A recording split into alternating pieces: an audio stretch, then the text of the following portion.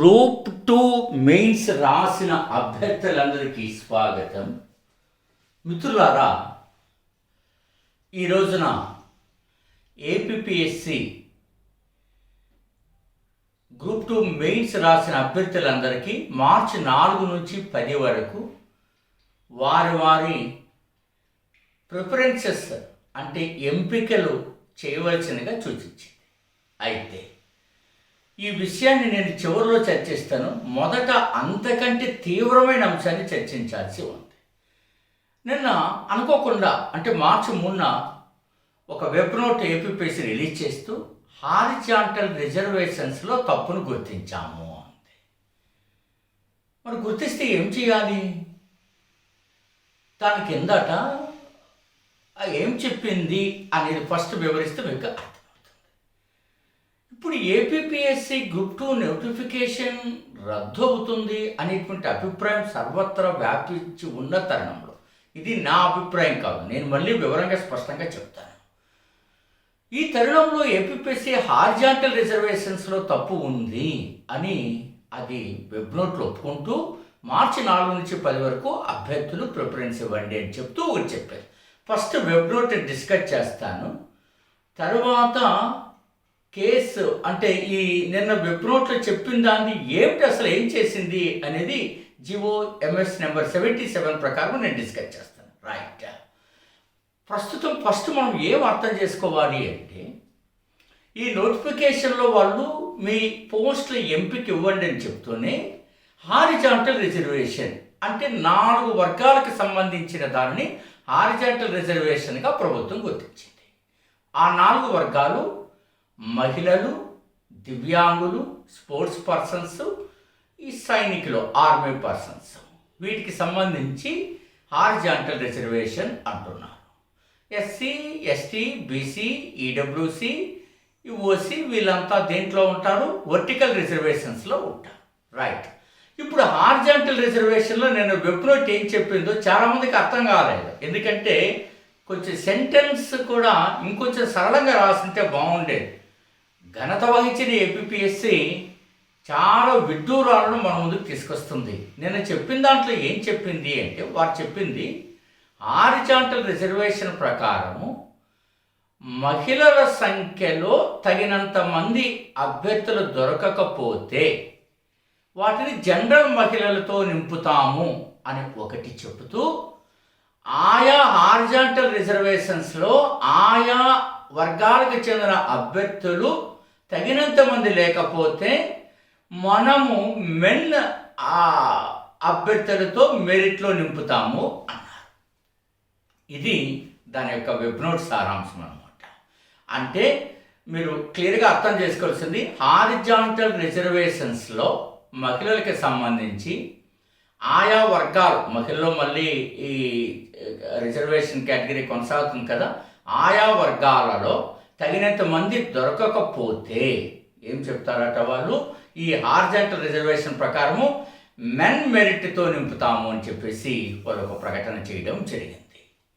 ఇందులో కొంత మనం అర్థం చేసుకోవాల్సింది ఏమిటి అంటే, జివో ఎంఎస్ నెంబర్ 77 ప్రకారము మనం గమనించాల్సింది ఏంటంటే, అభ్యర్థులు రోస్టర్ పాయింట్కి సంబంధించి పొరపాట్లు ఉన్నాయని ఇంత తీవ్రంగా కేసు నడుస్తున్న సమయంలో అది మార్చి 4 నుంచి 10 మధ్య మీరు ప్రిఫరెన్స్ ఇవ్వండి అన్నారు. అంటే మార్చి 11న హైకోర్టుకు ఏపీపీఎస్సీ ఈ విషయాన్ని తెలియజేస్తుంది అని చెప్తాను. నేను ఇంకొక విషయాన్ని మీకు చెప్తాను. వారు 2 పారాగ్రాఫ్లు ఏవో సూచించారు, 22A అది. ఆ 22A సబ్ హ్యాండ్లింగ్ రూల్స్ ఏవైతే ఉన్నాయో వాటిని నేను ఈ రోజున మరింత పకడ్బందీగా స్టడీ చేసి మీకు చెప్తాను. ఓకేనా?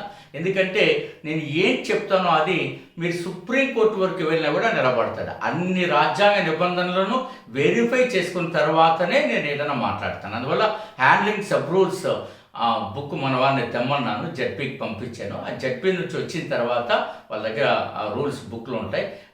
నేను మళ్ళీ దాని గురించి మాట్లాడతాను. ఇది మొత్తానికి నేను ఏపీపీఎస్సీ అయితే ఒప్పుకుంది. ఇక అభ్యర్థుల ఎంపికకు సంబంధించి మనం గమనించే సమయంలో మీరు ఫస్ట్ అందరూ గమనించాల్సింది ఒక చిన్న హంబుల్ రిక్వెస్ట్ అండ్ ఇన్ఫర్మేషన్ మనం మన గ్రూప్ 2 మెయిన్స్ జరిగిన వాటిలో పేపర్ 1లో 140కి పైగా, పేపర్ 2లో మనం డైరెక్ట్ అండ్ ఇండైరెక్ట్, ఎందుకంటే కొన్ని అసర్షన్ ఉన్నాయి కాబట్టి 110కి పైగా మనం సాధించినటువంటి 80 మూల గ్రంథాలను తీసుకొని మిత్రులారా, ఆ గ్రంథాలన్నీ ఇవే. వాటిని తయారు చేసి ఇంత పకడ్బందీగా ఈ దేశంలో ఎవరూ తయారు చేయలేదు. మీరు గమనించండి, ఎంతో శ్రమ, 30 ఏళ్ళ అనుభవంతో ప్రొఫెసర్ దీంతో తయారు చేసి మీకు ఇవ్వడం. ఇక దీనికి సంబంధించి మళ్ళీ ఎవరైనా ఇప్పటి నుంచైనా చదవాలనుకున్న వాళ్ళు కాంటాక్ట్ అవ్వండి, డిస్క్రిప్షన్లో లింక్ ఉంటుంది. సో అదే రకంగా 8074940030కి మీరు డెమో పెట్టుకుని మాట్లాడి మీరు ముందుకెళ్ళచ్చు. సిన్సియర్గా అందరికీ నేను అప్పీల్ చేస్తున్నా, గంట గడియో టైం వేస్ట్ చేయకుండా చదువుతూ ఉండండి. మనం మీ ప్రిపరేషన్లు ఏం పొరపాటు చేశారో అవి చేయకుండా మీరు చదువుతారని నేను ఆశిస్తూ ఉన్నాను. ఇది చాలా ఇంపార్టెంట్. ఎవరు కవర్ కానీ ఎక్కడ కవర్ కానీ ఇట్లా మ్యాజిక్ని కూడా మనం ఎకానమీలో సైన్స్ అంటే హిస్టరీ పాలిటీ అట్లా పడిపోయి మనం బుక్ చూసి రాసారు అన్నట్టు వచ్చేది వేరే సంగతి. సైన్స్ అండ్ టెక్ అండ్ ఎకానమీలో కూడా మనం ఏదైతే వర్డింగ్తో సహా మీరు గమనిస్తారు, నేను ఏవి సరైనవి అనే టెస్ట్లో ఇస్తాను, అట్లాగే సబ్జెక్ట్ వర్డింగ్ నేను ఏదైతే నోట్స్లో మేము రాస్తామో సేమ్ అట్లాగే పుస్తకాలు. ఇది మనం చేసిన అభ్యర్థులకు కృషి సహాయం.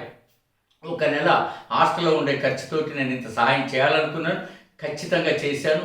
తర్వాత మీరు గమనించి ఉంటారు, ఎవరు ఎప్పుడు మాట్లాడినా నేను పూర్తిగా పర్సనల్గా మాట్లాడుతూ వచ్చి ఎంకరేజ్ చేశాను.